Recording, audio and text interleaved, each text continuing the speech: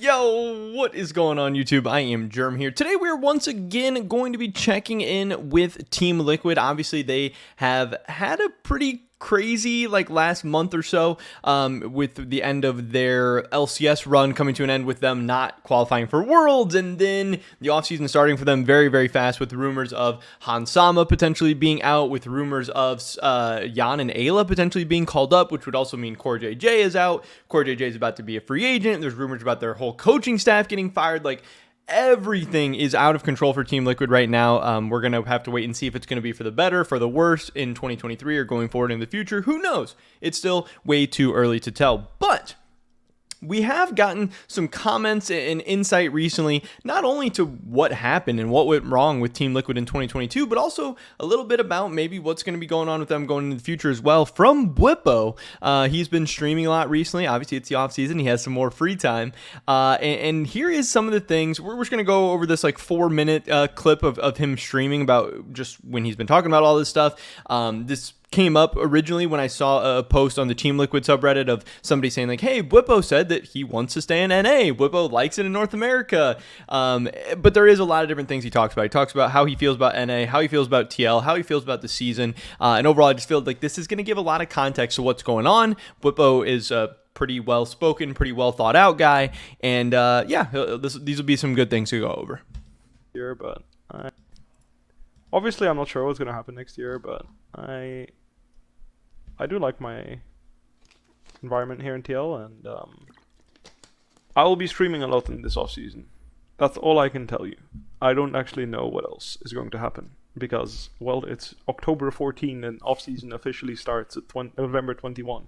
And even granted that, during and after Worlds there are speculations of teams, of what they want to do. It's I think it's unheard of for any team to have decided what they want to do for the next year in October. So, whilst I'm sure all of you want to know what's going to happen, trust me, I want to know more because my job depends on it. So now, I don't know why he's talking about October. I mean, it's September. I don't know if he just has the wrong month or what's going on. But yeah, I'm recording this September 18th. This came out a couple of days ago. It was for sure September. But yeah, Bwipo is saying that he doesn't know what's going on. It sounds like he hasn't heard anything from Team Liquid yet of whether he's for sure going to be back next year or for sure not going to be back next year. So, I mean, depending on how you look at it, that could be good or bad. I've said this before as well, that when I was at the LCS finals in Chicago, that Bjergsen and Bwipo were the two players there at the Team Liquid booth. Again, I don't know exactly why they were there, why the other players weren't. I don't know for sure, but could it be some insight into the fact that Bjergsen and Bwipo could be returning to Team Liquid for 2022? I don't know. Team Liquid's been putting out a lot of content with Bjergsen recently, it seems. Again, they were kind of featuring Bwipo, and if Bwipo's saying he likes it here and likes TL, maybe they're going to keep him around. I don't know. TL's going to have some tough decisions to make, but like Bwipo was saying, we do need to relax a little bit. We do need to calm down. It's only September. Things are going to happen. Offseason doesn't start until November. Maybe we hear some things in October. Maybe we hear some things in November. But some players won't even know where they're going until December or anything like that. But Bwipo says, hey, he wants to really know as well. Just even more than we want to know, which is crazy because, some of you guys are some real fanatics and really, really, really want to know what's going on with him and everyone else. Bear with it.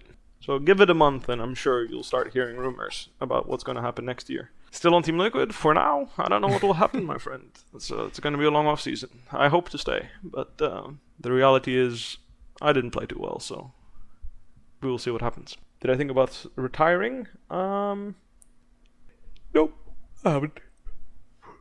Whilst I didn't have the best year, I still think I was head and shoulders above many other players, and the reality is just if I wasn't top 3 or arguably top 3, top 4, because I think that the top 4 in LCS are definitely above the rest. If I wasn't in the let's put it this way, if I wasn't able to take games / play well against the best in the league in the same role that I'm playing, then I would consider retiring. Yeah, but I don't think that any of the top 4 players. I don't think Someday, Fudge, and and Impact were thinking to themselves, like, holy shit, it's Bwipo, it's a free win. This guy's dog shit, he can't breathe. Maybe they were, who knows, you know. Sometimes I was free, sometimes they were free, you know how it is. I mean, obviously we beat TG. So I thought that was some really big statements there. One, saying that, hey, he hasn't even considered retirement. Retirement does not seem like an option at all, which seems like, hey, Bwipo's probably going to be in either the LCS or the LEC next year. Yeah, you can say Bwipo sucked this year, he trolled, he ran it down or whatever. He was for sure still a top 4 top laner in NA. He'd still be top 4 or 5 in both the LEC and LCS. And at his best, he is a top 1, top 2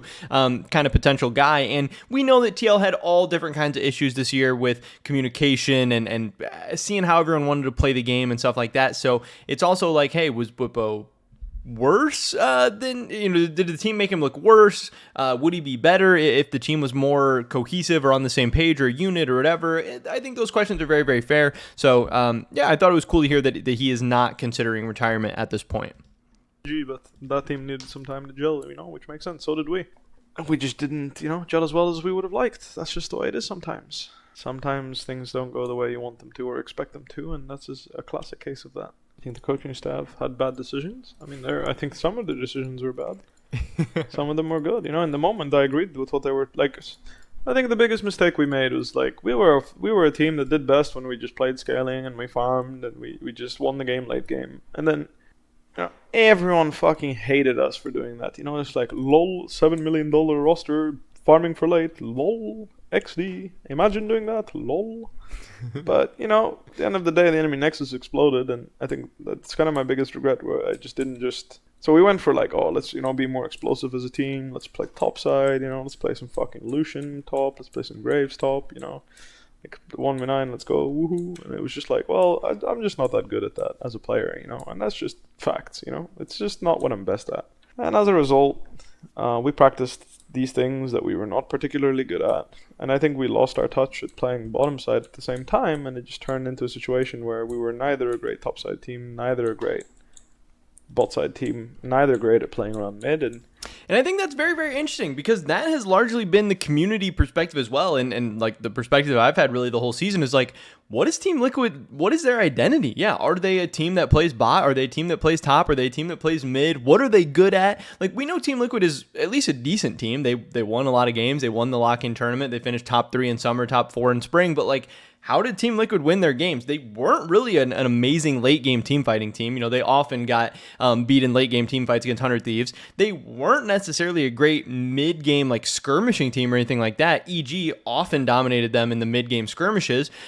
Yeah, they were a team that often got ahead in early games, and they had some early game leads and stuff, but they never really did anything with them. Their game plan wasn't for Hansama to carry. It wasn't necessarily for Bwipo to carry. Bjergsen got some of like the least resources of any mid laner in the LCS. So like, yeah, what is TL? How did they win? What are they good at? That's what was super, super strange, especially now coming out of like the Doublelift era where, hey, Team Liquid, they were a great team and they knew what their identity was and they were going to play through Doublelift and that's just what they were going to do. And they were either going to win or lose by that. This TL team was so weird. And like Bwipo says, is that obviously it seems like all the players bought into it. You know, they were all down to try stuff and they're all veterans. They're all grown adults. They could have spoke up or said something or whatever. But like, yeah, is that a fault to the coaching staff? Is it a fault to all the players? He says that's his biggest regret for the year. And people have definitely taken this and kind of memed it and ran with it. Like, you guys really got flamed by Reddit into changing your playstyle. You guys had a playstyle that worked and you wanted to prove Twitter wrong or Reddit wrong or whatever. And you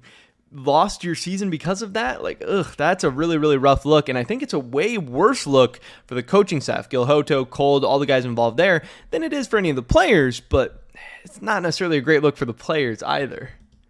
in summer, the same thing basically happened, but it was because of stress, you know, like, say Hans had a bad week, it's like, oh, fuck, we need to, you know, like, someone else, like, we can't rely on Hans again next week, because, you know, like, who knows, something bad will happen, you know, like, maybe he'll have a bad week again, and it's just, the reality is, you have to just commit to some of your players, at the start of the year. That's my biggest lesson I learned, is, like, you just have to commit to the people that you think are good at the start of the year, and then, you know, you live and die by them at the end of the year, one way or another, you know? Whether they're 1v9 and carry everyone, or they end up griefing your team and you're going home fast. You gotta believe in the players that you signed, and the structure you signed, you know, like the structure you made. Because obviously when you're hiring people, like, that's when you are making those kind of decisions, right?